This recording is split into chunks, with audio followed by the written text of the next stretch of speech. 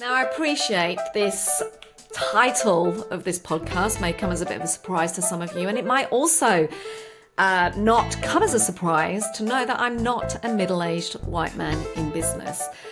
I guess you may be asking, why did I want to record today's episode? Well, it's because we often seem to forget about who we are when it comes to running our businesses.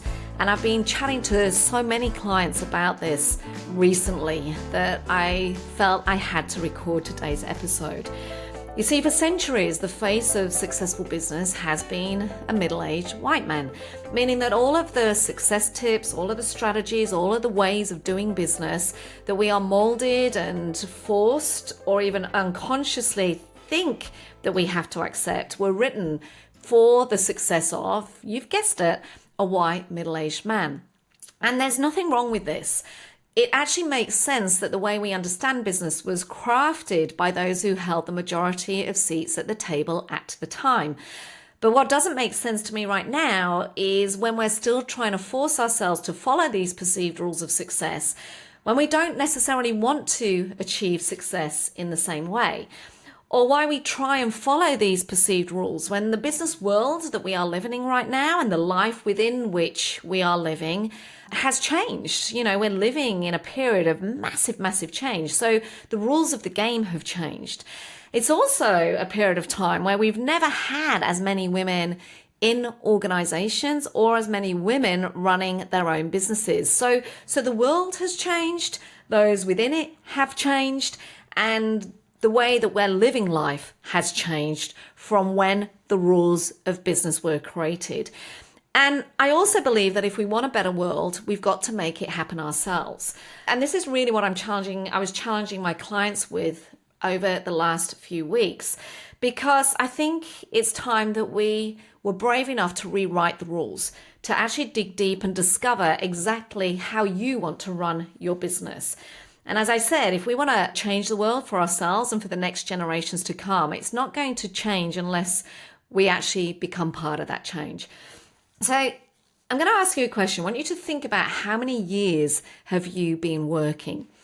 When I asked this question to my clients, we discovered that we not only had decades, but centuries worth of collective experience in our group.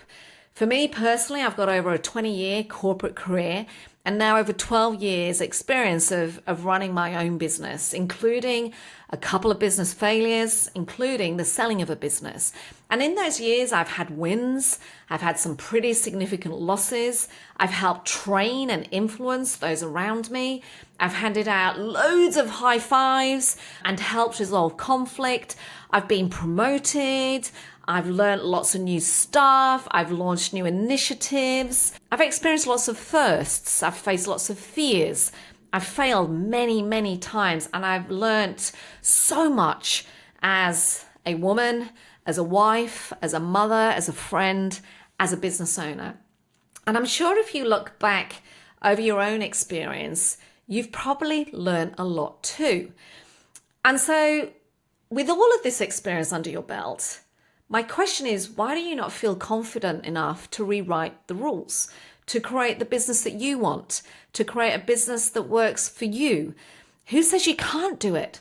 You know, what's really holding you back? Because you've got all of this experience already. So why aren't we backing ourselves? I think that if you're doing things right now that don't serve you or your family, then it's time to change it.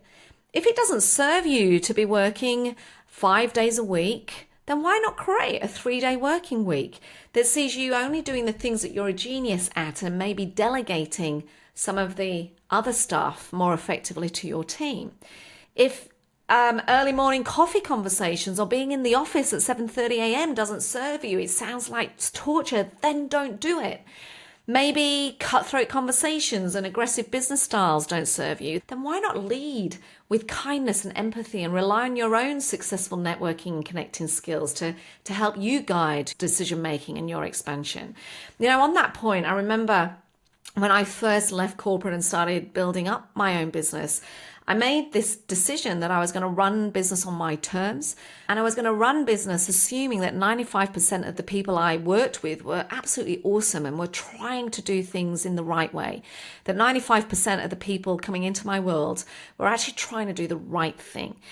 And I wasn't going to run my business on the 5% that were potentially going to screw me over or do the wrong thing. I made this decision. And I can honestly say in the last 13 years that I've attracted people that want to do business like me, that want to run businesses based on kindness, based on connection, based on empathy, based on being real, based on embracing the fact that we are human beings that have lives as well as businesses that we're running. I really believe that there is no one correct way of running business right now.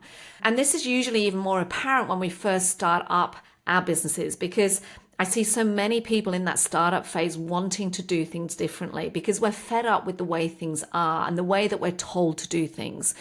And as more and more women achieve success and break through that glass ceiling and start building businesses on their terms, we need to focus on how we can do things differently.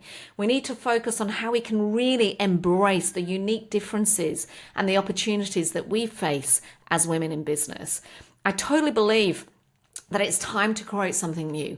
It's time to create something magical. It's time to create something that is entirely for you, for the people that you serve, for your family, for the important people in your world, and for your community. And I think the real question you should be asking yourself right now isn't how you can mimic someone else's success, but how you can build success that works best for you and on your terms. Because here's the thing, I am not a white man, and I am not going to run my business like a white man, and I won't bow to societal pressure that is trying to make me small or to push me into that box of there is only one way to run a business, that there's only one way, that you have to work, 9 to 5, 5 days a week. I'm absolutely going to reshape my business because I can, and I reckon you can too. If we want to create a better world for ourselves, if we want to create a better world for the next generation and the people that are following us, we have to make it happen ourselves. I want to give a huge shout out on this podcast to my husband, Jason, who is a middle-aged white man.